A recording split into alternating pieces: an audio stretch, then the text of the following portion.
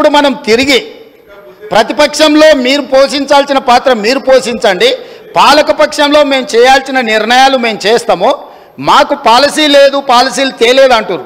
ఇంతవరకు 10 ఏళ్ళు ఉన్నారు, మీరు ఎనర్జీ పాలసీ తెచ్చిండ్రా, టూరిజం పాలసీ తెచ్చిండ్రా, డెవలప్మెంట్ పాలసీ తీసుకొచ్చిండ్రా, అగ్రికల్చర్ పాలసీ తీసుకొచ్చిండ్రా?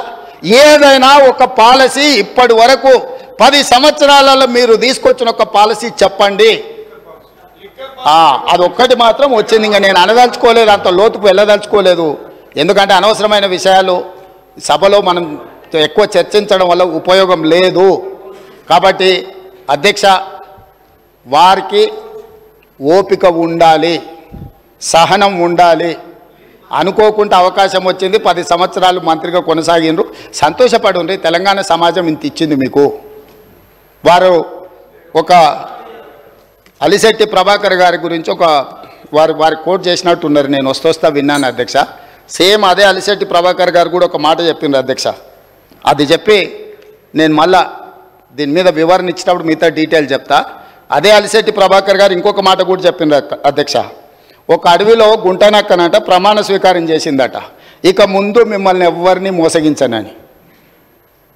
అడవిలో గుంటనక్క ప్రమాణ స్వీకారం, మిమ్మల్ని ఎవరిని మోసగించనని చేస్తే గుంటనక్కని ఎవరన్నా నమ్ముతారా అధ్యక్ష? 10 సంవత్సరాలు ఏలి ప్రజల్ని మోసం చేసి ఇవాళ వారు అక్కడ కూర్చొని ఈ ప్రభుత్వం ఏం చేయట్లేదు, ఈ ప్రభుత్వం తెలంగాణ సమాజాన్ని మోసం చేసింది అన్నట్టుగా మాట్లాడితే నమ్మడానికి ఎవరు సిద్ధంగా లేరు అధ్యక్ష. అదే అలిశెట్టి ప్రభాకర్, కరీంనగర్ బిడ్డ, సిరిసిల్లనే అనుకుంటా పొన్నం ప్రభాకర్ గారు చెప్పాలి, జగిత్యాల. వారు చెప్పిందే కూడా మన కళ్ళ ముందల ఉంది అధ్యక్ష.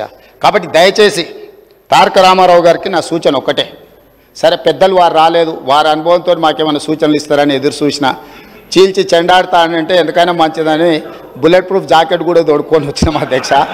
మా వెంకటరెడ్డి గారు అయితే 10 గంటలకు అసెంబ్లీ అని అంటే 9:30కే వచ్చి కూర్చున్నాడు, అదేందో చూద్దామని చెప్పి.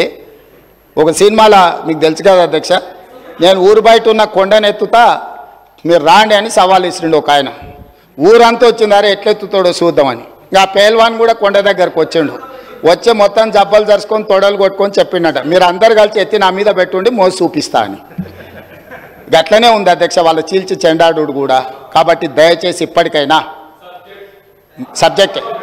ఇప్పటికైనా ప్రభుత్వం అధ్యక్ష, ఈ ప్రభుత్వం విధానపరమైన నిర్ణయాలు తీసుకుంటుంది, ఈ ప్రభుత్వం పాలసీలు తీసుకొస్తుంది, ఈ ప్రభుత్వం రైతు పాలసీ తీసుకొస్తుంది, అంటే వ్యవసాయ పాలసీ తీసుకొస్తుంది, ఈ ప్రభుత్వం స్పోర్ట్స్ పాలసీ తీసుకొస్తుంది, ఈ ప్రభుత్వం ఆర్టిఫిషియల్ ఇంటెలిజెన్స్కు సంబంధించిన పాలసీ తీసుకొస్తుంది, ఐటీ అండ్ ఇండస్ట్రీస్ పాలసీ తీసుకొస్తుంది ప్రభుత్వము, ఎనర్జీ పాలసీ తీసుకొస్తుంది ప్రభుత్వము. మేము తీసుకొచ్చే పాలసీలల్లా మీరు సలహాలు సూచనలు ఇవ్వండి. ధరణి మీద కూడా మేము పాలసీ తీసుకొస్తాం. ఇవాళనో రేపు మా రెవెన్యూ శాఖ మంత్రి గారు ఇప్పటి వరకు చేసిన ఎక్సర్సైజ్ అంతా ధరణి రిలేటెడ్ కూడా, దానికి సంబంధించి ఏమేమి విషయాలు పాలసీ మేము తీసుకురావాలనుకుంటున్నాం తప్పకుండా మా మంత్రి గారు చెప్తారు.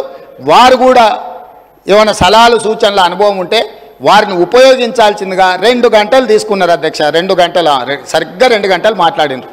2 గంటలల్లా ప్రతి విషయం రాజకీయ కోణంలో విషం జిమ్ముడు తప్ప రాష్ట్ర ప్రయోజనాల కోసం వారు ఏమైనా సూచన చేసిండ్రా? ఇట్లా ఉంటే ప్రజలు అక్కడ కూడా ఉండనియరు అధ్యక్ష. కాబట్టి ఇప్పటికైనా ఏమైనా సూచనలు